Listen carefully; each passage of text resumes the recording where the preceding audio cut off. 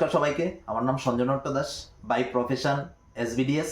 তো এসবিডিএস থেকে আজকে আমার একটা স্বপ্ন ফুলফিল করা, যেটা হচ্ছে কি স্যামসংয়ের ফোন A55, যেটা মোটামুটি 50,000 টাকা দিয়ে আজকে নিলাম। তো এসবিডিএস থেকে শুধু মোবাইল ফোন না, আজকে এসবিডিএসে আমার 7 মাসের জার্নি।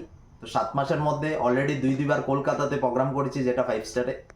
লাস্ট 2 মাস আগে যেটা করেছি সেটা হচ্ছে কি মানালি ট্যুর।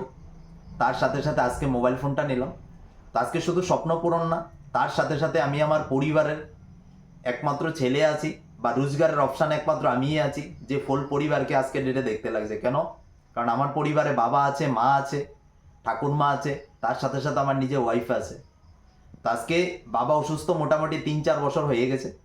তো 3-4 বছর ধরে ফুল ফ্যামিলি আমার উপরেই মেনটেন করছে। তো আজকে ডেটে এসবিডিএস করছি মানে কি শুধু স্বপ্ন পূরণ না, তার সাথে সাথে পরিবারকে সাপোর্ট করতে পারছি, সেটা হচ্ছে বড় কথা। আজকের মার্কেটে প্রচুর কাজ করার অপশান আছে।